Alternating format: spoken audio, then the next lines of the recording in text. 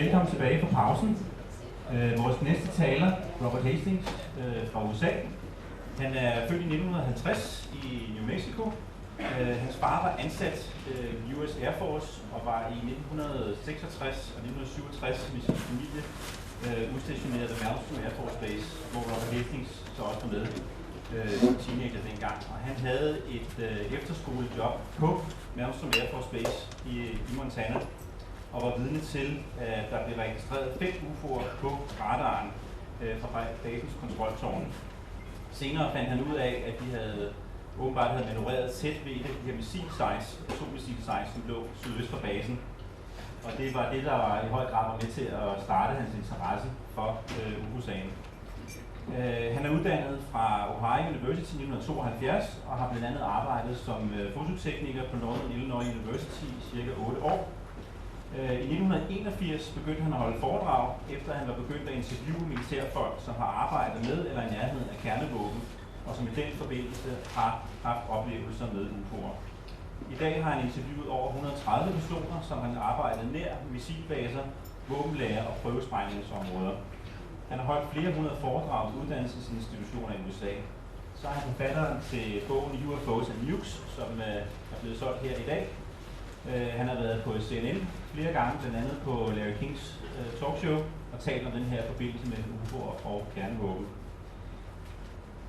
Velkommen til Robert Hastings.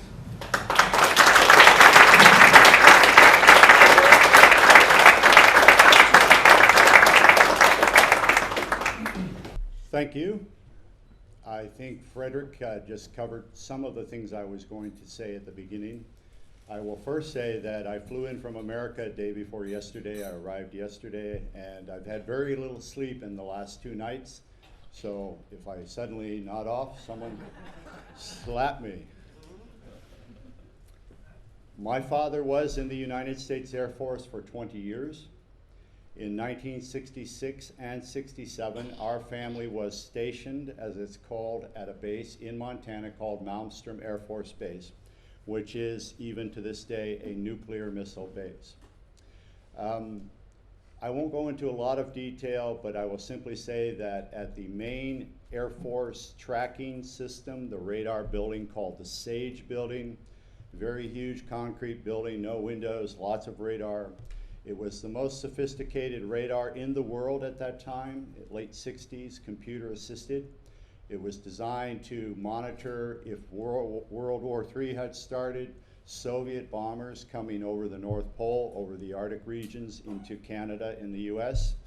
And radar picked up in the spring of 1967 unknown aerial objects maneuvering near nuclear missile sites, which are located many miles away from the base. They're widely separated. You have a central launch control facility underground, controlling 10 different missiles, and all the missiles are connected by cable. Each of these launch control facilities controls 10 Minuteman nuclear missiles. And then again, they're scattered over several hundred square miles in Montana. The rumors that my father heard was that they were tracking these objects on radar at SAGE building, that they were maneuvering near the nuclear missile sites, hovering over the missile sites. I was in high school, secondary school, 16 years old, 17 years old, and 3 nights a week I worked at the base air traffic control tower. And over the course of many months, I was a janitor. I just pushed a broom and emptied trash cans, just an after-school job. And over many months, I became an acquaintance of one of the leading FAA, Federal Aviation Administration air traffic controllers. I cleaned this room every night, or 3 nights a week, where maybe perhaps a dozen radar screens were, these people monitoring air traffic control.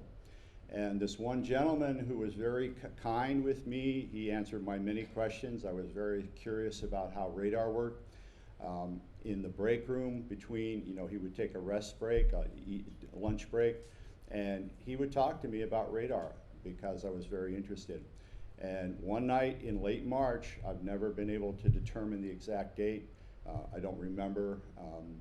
I walked in to empty the trash cans and to sweep with my broom, and he just motioned me over to his screen and said, you know, we're tracking 5 objects. I could see them on the screen with my own eyes. I don't know if he said UFOs or unidentifieds or unknown. All those terms are used by radar control people to describe what we call UFOs. But it was clear to me what he was talking about. And so I became very excited and started asking him questions, and he kind of backed up and went, oh, you know, I could tell from the look on his face that he was sorry that he had said that to me, because I was getting very excited. So he said, come back and clean the room later that evening, and I did. And when I brought it up again, I mentioned this to him, he didn't want to talk about it. And 3 days later, when I went back to the next time I was at the control tower, I brought it up to him again a second time. He didn't want to talk about it. So I just let it ride. Then I went to college, to university, and in 1973, when I was 23, I became aware in a magazine article that the type of activity that I knew had gone on at Malmstrom, or was rumored had gone on at Malmstrom, had occurred at another Air Force base, and there was an article about this. So it became clear to me that what I witnessed in Montana was going on in North Dakota at another base. Within a year, there were 2 authors, a man named Donald Kehoe, another man named Raymond Fowler, who independently wrote books about UFO activity at missile sites at various Air Force bases. So by spring of 1973, I thought, this is real, this is important. Someone should start interviewing on tape, audio tape, people who were involved in these incidents. So I began doing that in 1973. Ex-radar people who worked on missiles as missile maintenance, missile targeting, even later on launch officers.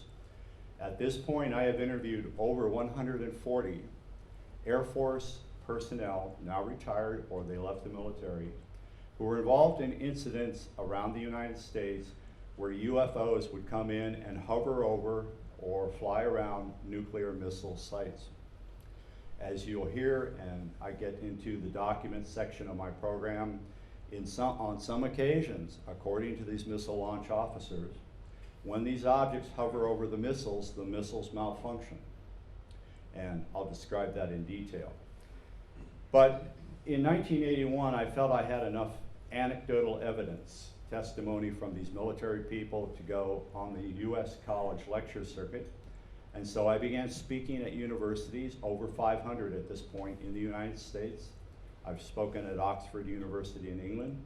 And what I'm doing is attempting to acquaint people with the reality of not only UFOs, what we call UFOs, but the fact that there's a very definite link between that phenomenon and nuclear weapons. And Tim Good talked about that as well earlier.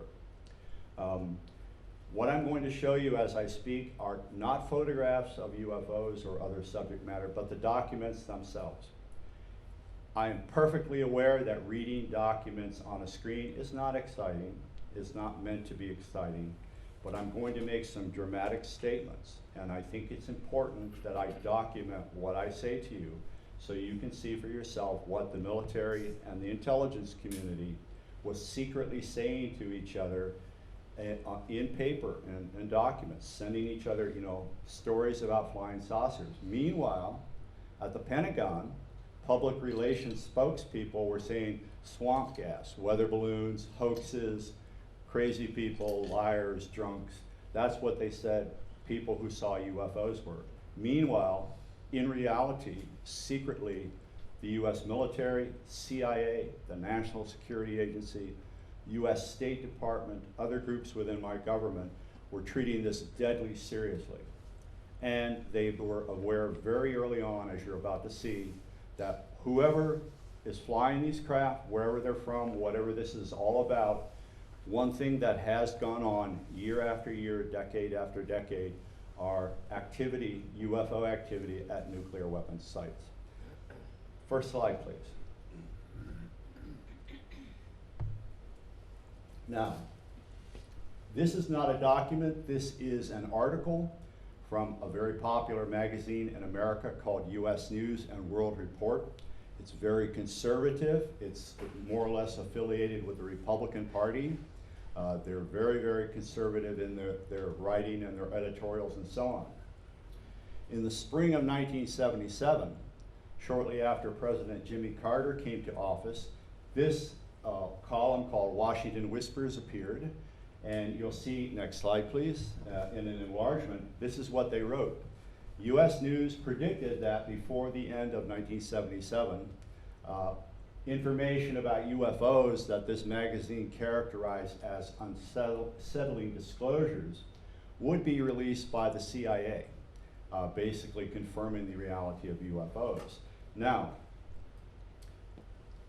first of all, this was intriguing because officially the US government had told the American people year after year the only group within the government that investigated UFOs was the Air Force, and officially we were told that between 1947 and 1969 they found some percentage of UFO sighting reports that could not be attributed to natural phenomena or man-made aircraft. In other words, there was a residue of cases, a small number, that might be something unexplained. That's the official version of events.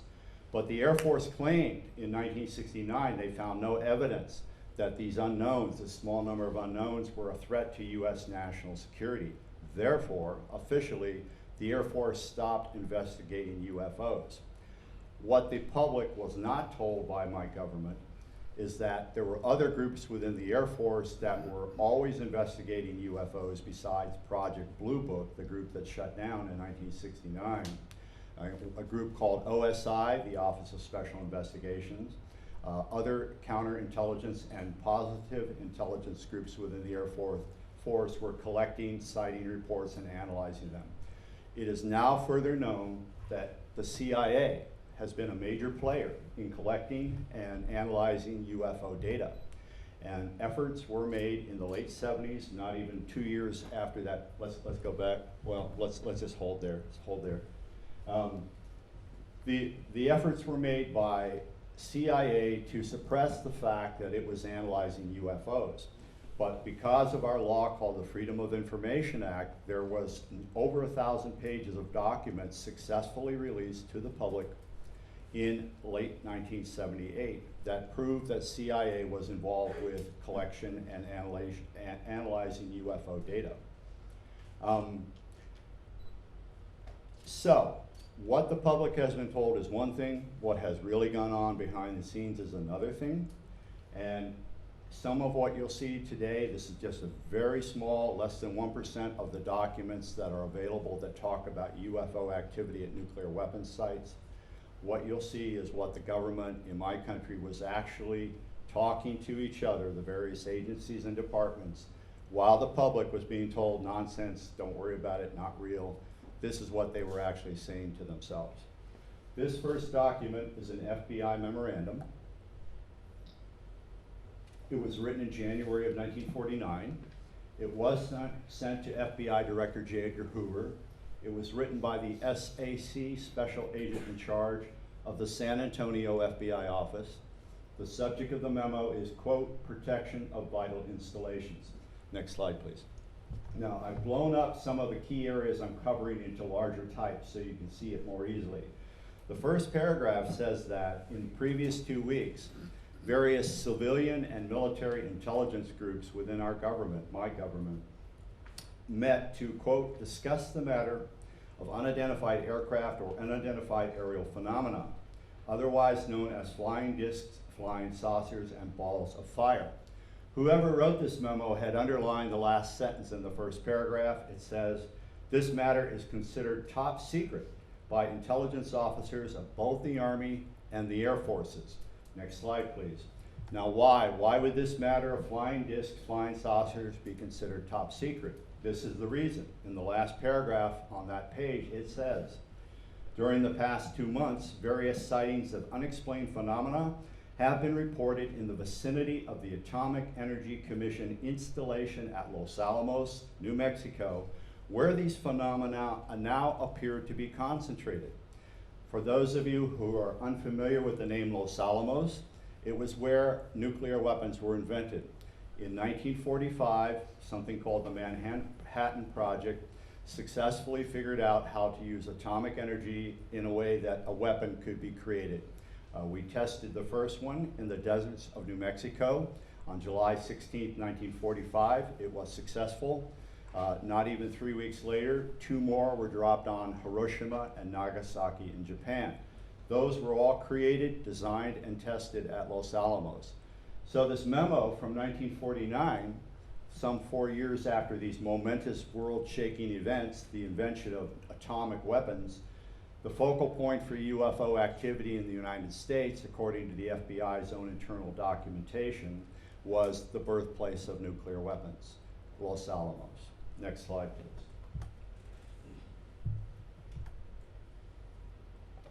I think we went ahead too, so I'm pretty sure we went ahead too, so that seems to be sort of tricky. If we can go back, if possible, if not, then. Okay. Too much? Yeah, let's go, let's see if we can go back one more. Yep. In any case, no, go ahead one more. Okay, I thought I had an additional slide in there, so this is fine. This is an excerpt from a second FBI memorandum from August 23rd, 1950, some year and a half after the document I was showing you a moment ago. And this basically discusses unidentified aerial objects being sighted near not only Los Alamos, but a place called Sandia Base, where I was born, as a matter of fact, in 1950. The weapons were designed in Los Alamos. They were assembled and engineered down at Sandia Base in Albuquerque. Now, the body of this document says that the types of objects being reported around Los Alamos and Sandia Labs were of various types. The first type, quote, green fireballs, objects moving at high speed in shapes resembling half moons, circles, and disks emitting green light. Other Air Force and FBI documents confirm that as a result of these sightings, the Air Force secretly contracted a man named Dr. Lincoln La Paz of the University of New Mexico. He was a leading expert in the whole world on meteors, types of meteors, what science knew about meteors in the 1940s.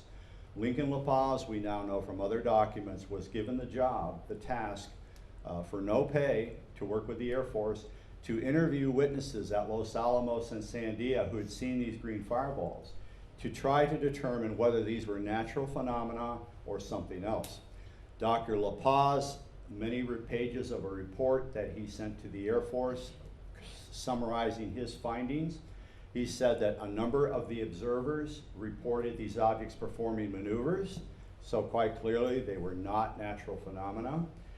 He noted further that these green fireballs were sighted around northern New Mexico, the only place in the entire world where there were nuclear weapons at that time, and in West Texas, where there was a place called Killeen Base, which was one of the first places that nuclear weapons were stored, atomic weapons.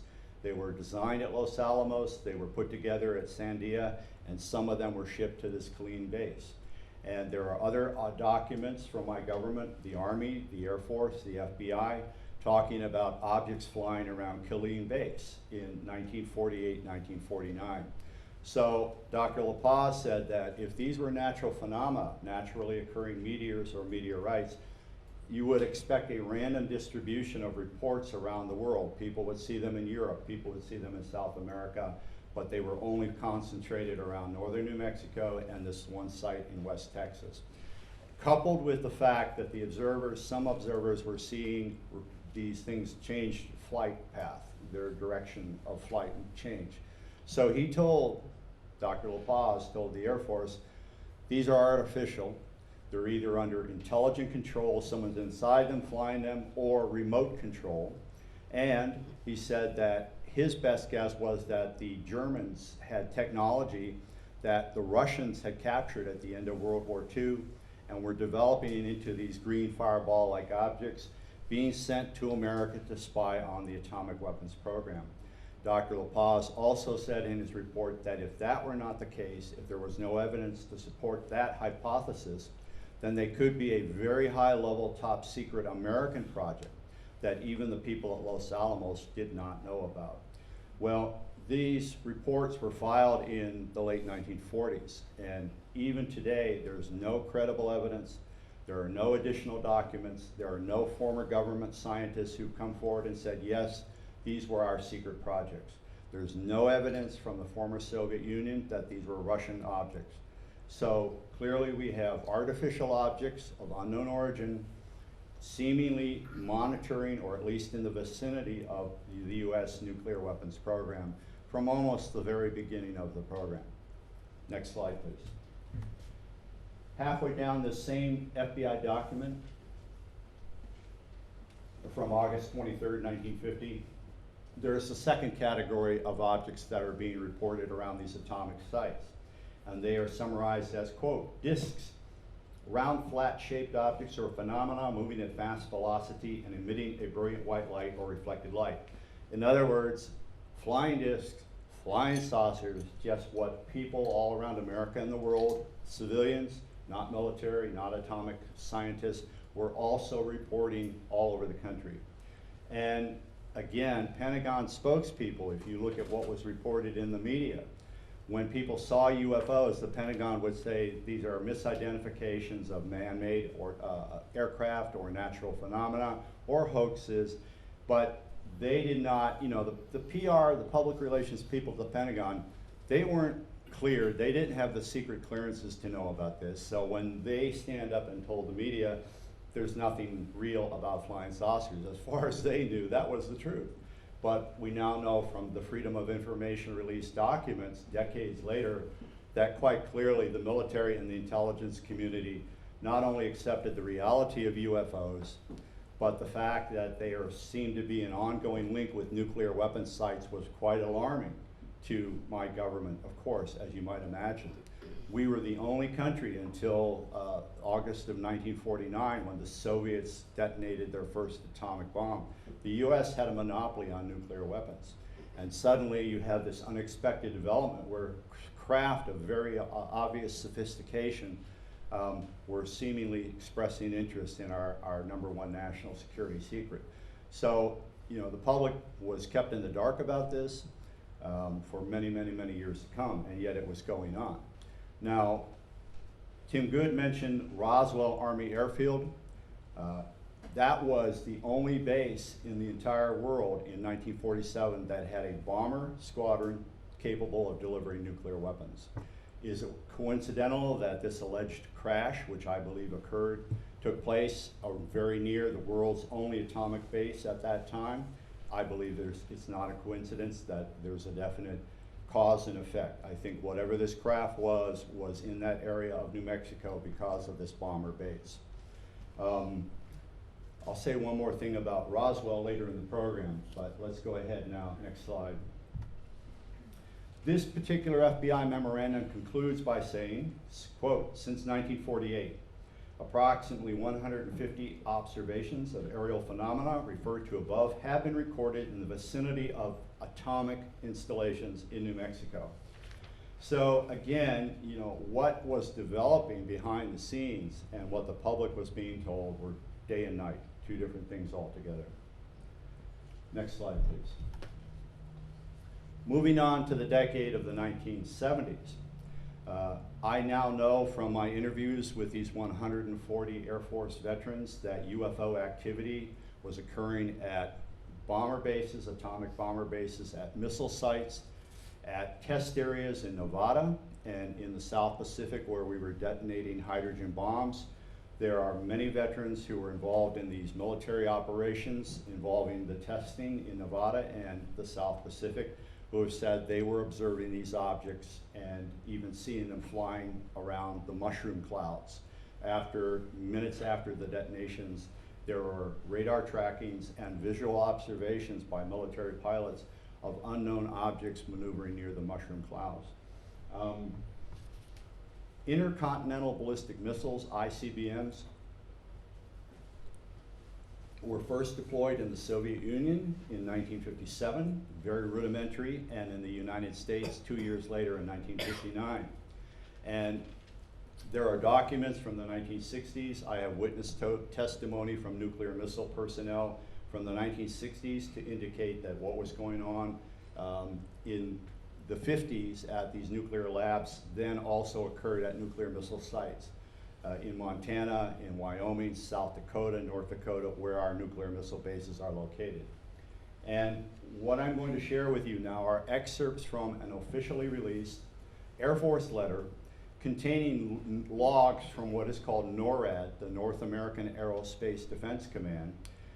Its job is to monitor American airspace and Canadian airspace with radar to make sure that no enemy aircraft, Russian aircraft, would penetrate American airspace. But because the whole continent was blanketed with these radars to make sure the Russians weren't going to sneak attack us, they were also picking up UFOs on a semi-regular basis. And so what you're reading in this Air Force letter that was released through the Freedom of Information Act, or NORAD, what are called NORAD Command Director's Logs. There are far too many entries in this 4-page letter for me to quote them all, but I would like to give you a sense of what was occurring the first week of November 1975 at Malmstrom Air Force Base, Montana. And so, next slide, please.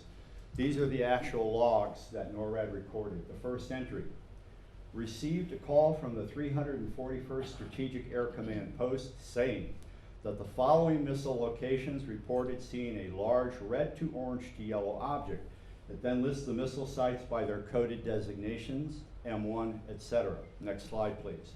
So these are chronologically unfolding over a several-hour period. The next entry: SAC, Strategic Air Command, advised that the LCF, the Launch Control Facility at Harleton, Montana, observed an object which emitted a light which illuminated the site driveway. Next slide, please. The next entry from the same day, just minutes later. SAC advised missile site K1 says very bright object to their east is now southeast of them, and they're looking at it with binoculars. Object seems to have lights, several on it, but no distinct pattern. The orange gold object overhead also has small lights on it.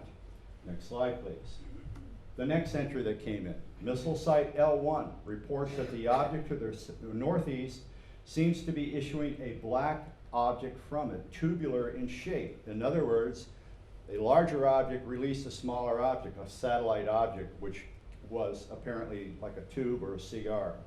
And then it says, in all this time, surveillance, meaning radar, has not been able to detect any sort of track except for known traffic. In other words, you suddenly have a flurry of calls, several calls, one after the other, from missile guards at several widely separated missile sites over hundreds of square miles. I mean, just K1 is very far away from L1 and so on.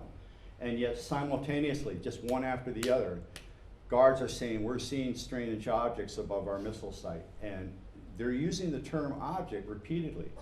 These guards are trained in aircraft identification. They need to know if an aircraft, civilian aircraft, strays from its flight path and gets over this restricted airspace where the missiles are, they need to be able to report to their commanders. It's a commercial aircraft, a Boeing whatever, 707. So they're trained in aircraft identification. They know military aircraft identification. And yet in every case, they do not recognize what they're seeing. These objects are unlike anything they've ever been trained to identify and report. And even though these objects seem to be quite real and simultaneously being reported, initially there was no evidence that they were there as far as radar confirmation. That changes, we'll see here shortly. Next slide, please. The next entry. A security camper team. When missile maintenance teams have to stay out at a missile site overnight to repair it, they have a security team with them who stay in a camper, what you would call a caravan, very small caravan, 2-man. And this security camper team at missile site K4 reported UFO, they used the term for the first time other than the word object, with white lights, one red light 50 yards behind white light, personnel at K1 seeing same object. So you have two widely separated teams of security personnel reporting independently. They are looking at this object that has this particular description. Next slide, please. Finally, height finder radar, which measures an object's altitude as opposed to its position relative to the radar installation. Height finding radar personnel picked up these objects, and it says that there was as many at 10 to 13,000 feet in altitude, as many as 7, and as few as 2. They would intermittently increase or decrease in numbers what was being tracked. Then it says stationary, meaning the objects were hovering, /7 knots, that's 9 miles per hour. The object just began moving around the sky very slowly, walking distance. You could have kept up with it if you were up at that altitude. And then, just moving around very slowly. Next slide, please.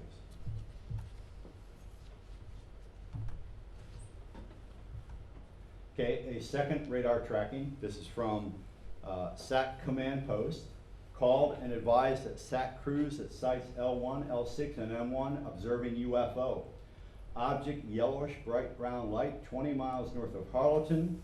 It then says 2,000 to 4,000 feet, confirming that the height finder radar was picking this object up as it maneuvered between 2,000 and 4,000 feet in altitude above the Earth.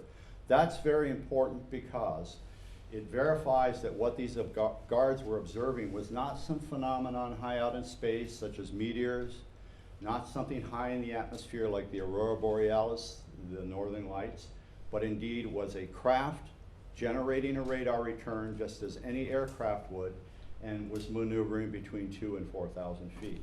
Next slide, please. Oops, we skipped 2 or 3 slides. Let's go back, if we can do that possibly. Go back one more,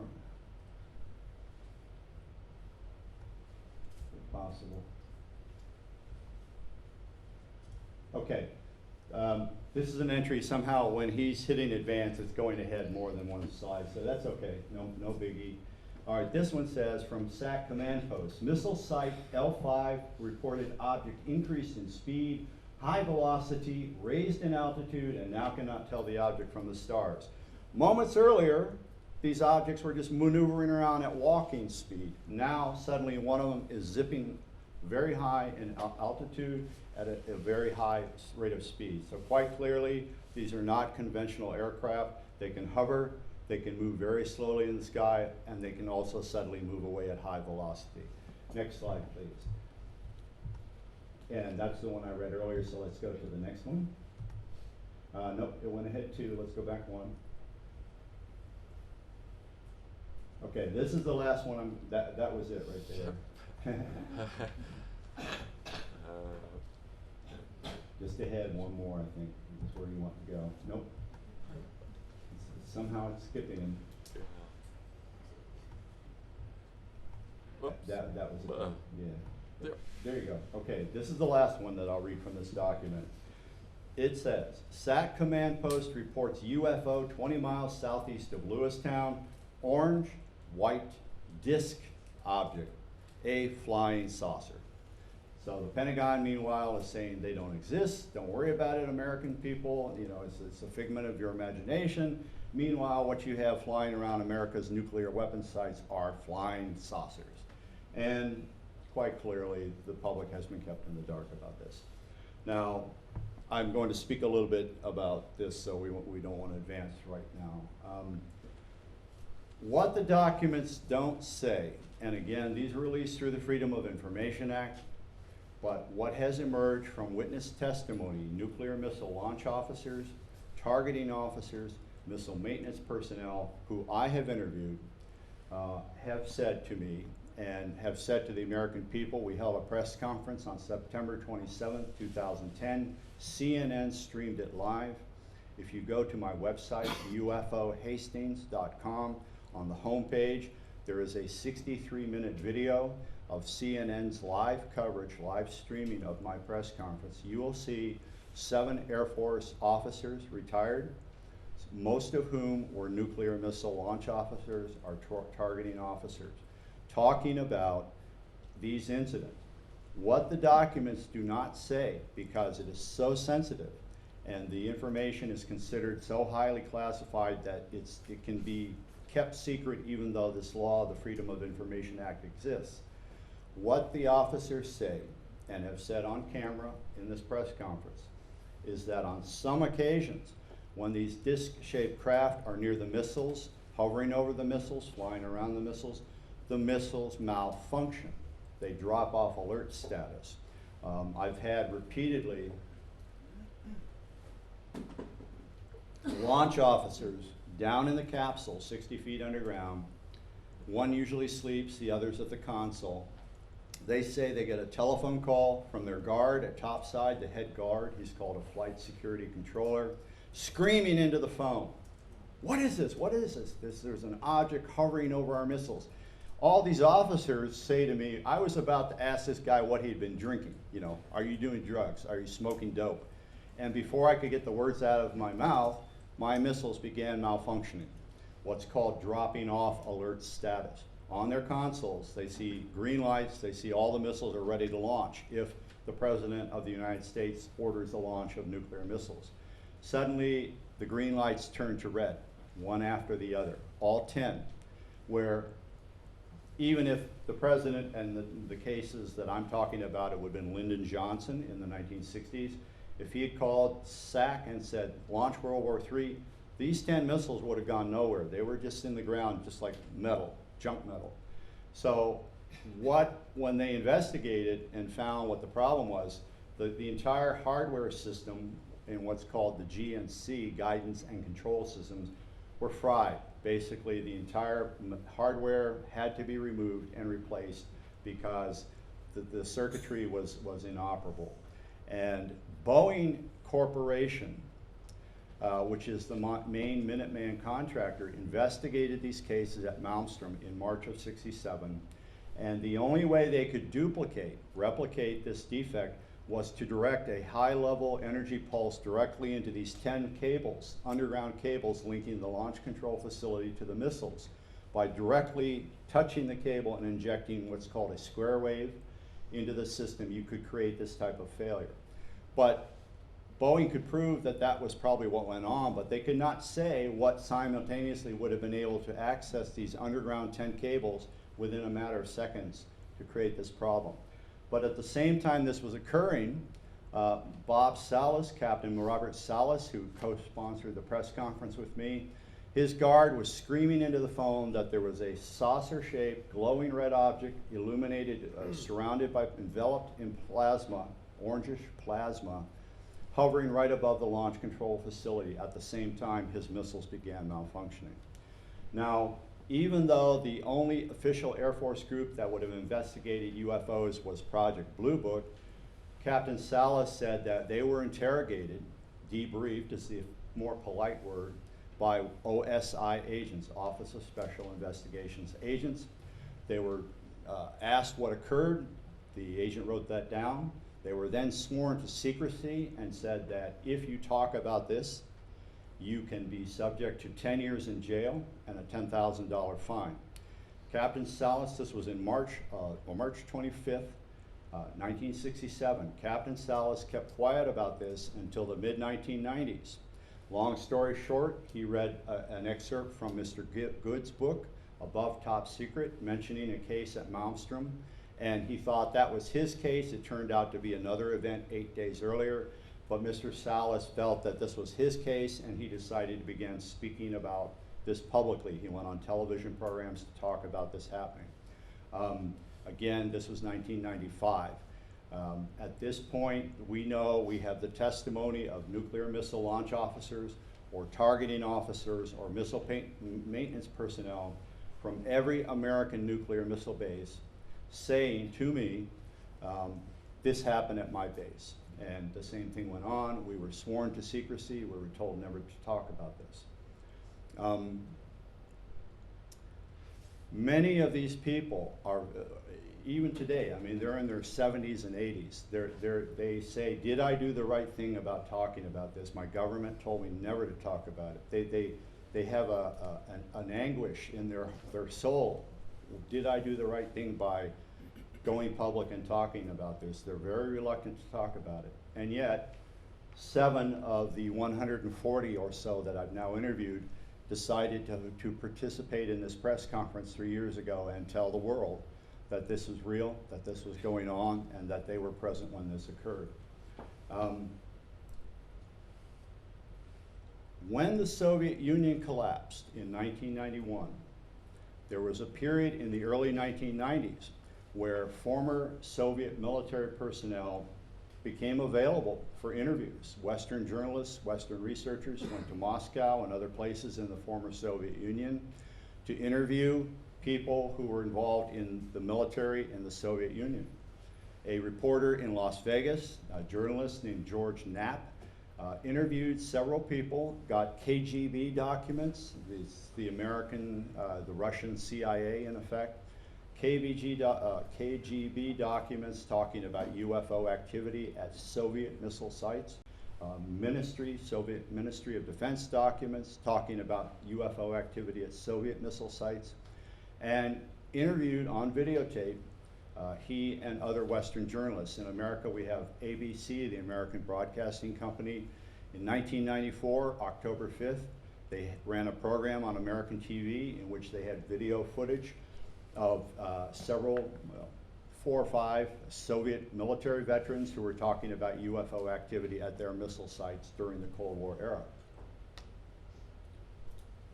In one case, in October of 1982 at a Soviet missile base in Ukraine, according to these witnesses, according to the documents that are now available, I have some of them posted at my website, an object considered a disc in shape, the size of a 5-story building, the witnesses said, hovered at such a high altitude above this one missile base that even anti-aircraft rockets could not reach it.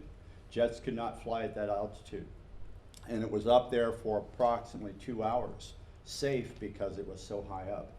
According to the witnesses, including launch personnel, targeting personnel who have now been interviewed and talked publicly, they say that suddenly down in the launch control capsule, some unspecified number of missiles suddenly activated and were preparing to launch. They were going through the countdown sequence for 15 seconds. And at the end, one of the witnesses said, our hair was turning white. We knew that these missiles were about to launch. Moscow did not order the launch. We did not put the targeting codes in, and suddenly these missiles were activating and going 10, 9, 8, 7, 6. And we were running around like chickens with our heads cut off. We were scared to death. And after 15 seconds, everything returned to normal. They took apart the equipment, could find no problems, no errors. All of this is in KGB and Ministry of Defense reports that if you read Russian, you can read as well as I can read. So I had one of my people, he just passed away on the 31st of May, Captain David Shore, Air Force Missile Launch Officer. He said at Minot Air Force Base, North Dakota, in the summer of '66, couldn't remember the date, his missiles were activated. He gets a call that guards up at ground level are observing a bright object moving from missile to missile to missile. And as it moves and hovers above a given missile, that missile on his launch readiness console lights up and is going through its countdown, activated, just like in Russia. 10, 9, 8. And what they did in North Dakota was push or turn actually what's called the inhibit switch to stop this missile from being launched. David Shore said this went on to, he thought, perhaps 6 or 7 or 8 of his 10 missiles. Then it moved on to another group of 10 missiles, and he could hear over this communication system called PASS, Primary Alert System, that the same thing was happening at another flight of missiles many miles away. And they're freaking out. They don't know what this is all about. So they're not trained for anything like this. They get back to the base the next day, David Shore and his deputy commander. The operations officer of the squadron says to them, they think they're going to ask us 100 questions about this, let's prepare ourselves, They get in there and the operations officer said, nothing to discuss, nothing to talk about among yourselves, don't do it, go home. So David Shore believes that other groups of officers came in earlier that day. You drive in from this missile site. other teams who came early who reported to the operations officer what exactly had occurred. So by the time they arrived from their very distant missile site, the people, the intelligence people already knew what had happened, and they did not need to hear the story again and again and again. David Shore was one of those people who came to me in 2007. He said, I've known about your work since 2002, but I felt that I would get in trouble even though I'm retired. I felt that the FBI would knock on my door and say, you talked to Robert Hastings about this, you're in deep trouble. He said, I was afraid for 5 years that something like that would happen, but I finally felt that the American people deserve to know the truth. And so he allowed me to be interviewed on tape in 2000, himself to be interviewed on tape in 2007. So, what I am able to conclude at this point is that at least beginning in the 1940s, whoever they are have been around here probably for hundreds or thousands of years, but certainly since the 1940s, when nuclear weapons were invented, began to be tested and deployed, suddenly UFO activity worldwide went just upward, just kept going up and up. And it's quite clear from the documents and the witness testimony, one of the things that's going on, whoever they are, wherever they're from, however they get here, whatever their overall plan is, part of what they're up to is monitoring and sometimes tampering with American and Russian nuclear weapons. And we can prove that beyond a reasonable doubt, I think. Next slide, please. Now, there are many people in the world who are skeptical of all of this. That's fine. There is, of course, a difference between having an opinion and having an informed opinion. Most of the skeptics say this can't be real. There are other explanations. You know, this is all nonsense. People like me are in this for the money. We like the spotlight. We like to see ourselves on TV. I have a friend in the back row here who knows I live in the middle of nowhere in Colorado and have antelope for neighbors, not even humans. I don't need the spotlight. I'm driving a 23-year-old Honda. I'm not making a lot of money on this. And yet I feel it's important to talk about this. But skepticism is good, as long as the skeptics do their homework, and when they speak, they know what they're talking about instead of just topping off the top of their head. Now, there is a leading group in America called the Committee, well, you can read it. It used to be called PSYCOP. They've changed their name now to CSI, Committee for Skeptical Inquiry. And they supposedly deal with UFOs in a very rigorous, scientific, rational fashion. Not, okay? They published this magazine called Skeptical Inquirer. The editor of the magazine is Kendrick Frazier. If you go to the publisher's page in every issue of that magazine, Kendrick Frazier is listed as a science writer, quote unquote. That's his profession, according to this magazine. I made it my business to find out who this guy was, why he was out to debunk UFOs and say bad things about people who reported them. Next slide, please. In one interview, okay, we skipped by it, never mind, that's fine.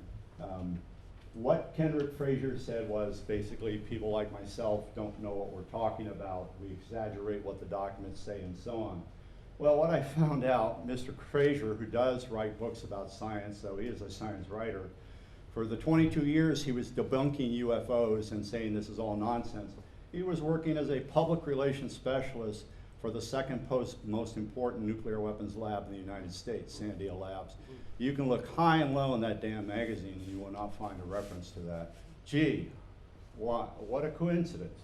You have all these documents and all these military people saying, you know, UFOs shut down my nuclear weapons. Who's the magazine? Who's the group of, quote, skeptics who are saying this is all nonsense? Well, one of them, the leader, the publisher of their magazine, the editor I should say, works for the US government's nuclear weapons program as a PR, public relations mouthpiece. Probably a coincidence, probably not meaningful at all, right? Next slide, please. Okay, one last document. This was released by the FBI to a physicist named Dr. Bruce Maccabee in 1977, I believe, maybe 78. It's authentic. It's now actually at the FBI's website. If you go to the website and go to their documents page and type in, let's say, Hotel, H-O-T-T-E-L, that was the special agent who wrote this. If you go to the document search, type in Hotel, this will appear on your screen. It's dated March 22nd, 1950. It was sent to FBI Director J. Edgar Hoover. When this document was released through the Freedom of Information Act, the names of individuals were redacted, censored, ostensibly for their privacy. And what this says is, quote, "The following information was furnished to special agent by whoever. An investigator for the Air Force has stated that 3 so-called flying saucers had been recovered in New Mexico. They were described as being circular in shape with raised centers approximately 50 feet in diameter. Each one was occupied by 3 bodies of human shape, but only 3 feet tall, dressed in metallic cloth of a very fine texture. Each body was bandaged in a manner similar to the blackout suits used by speed flyers and test pilots. According to Mr. Whoever's informant, the saucers were found in New Mexico due to the fact that the government has a very high-powered radar setup in that area, and it is believed that the radar interferes with the controlling mechanism of the saucers. No further evaluation was attempted by Special Agent Whoever concerning the above." Now, there's a good bit of speculation and controversy about what this represents, what case they're talking about, whether this is real. In my opinion, the information is so vague that you really can't say it relates to this case or that case. It clearly, based on the date and the description of the events, the alleged events, if you prefer, this was not talking about Roswell, which occurred 3 years earlier and did not involve 3 craft, did not involve 9 bodies and so on. So there's speculation that this was relating to what is called the Aztec case, which Mr. Good mentioned, which occurred in 1948 in northern New Mexico, another alleged crash, if you prefer. But to be honest, there's controversy even within the group of people who are studying this, who have different opinions about what this is referring to. So what I tell my audiences is this: what we can prove is that on March 22nd, 1950, the highest figure in the FBI, J. Edgar Hoover, was told that the US government had crashed flying saucers and the bodies of the crew. That's all one can say with any certainty in my view. Now, I earlier briefly discussed Roswell and the fact that at the time of the alleged crash in July of '47, it took place not far from the world's only atomic bomber base, Roswell Army Airfield, an interesting nuclear weapons link. There is a retired, he's now deceased, he died in 2005, Air Force Brigadier General Arthur E. Exon, E-X-O-N. If you Google his name, you'll see that he's given verbal and written statements to researchers since 1990, in which he said he was at Wright Field when it was an Army airfield in 1947, later became Wright-Patterson Air Force Base. He was a lieutenant colonel.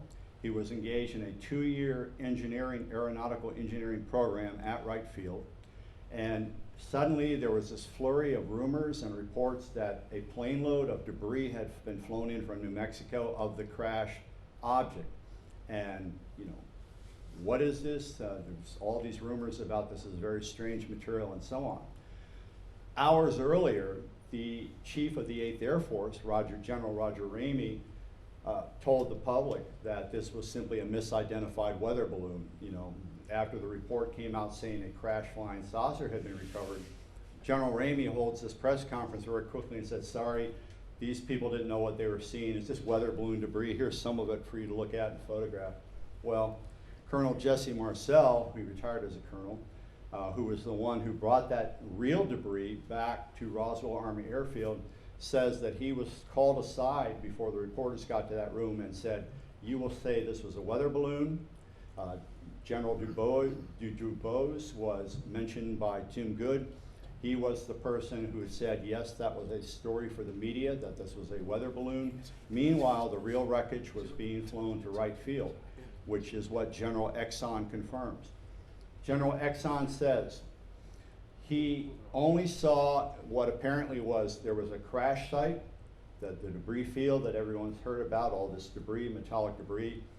But he said he flew over it and he saw a 500-foot gouge in the desert floor where this thing had hit ground, scraped along the desert floor, and then became airborne again. Finally crashing about 30 miles to the east or just north of Roswell, New Mexico itself.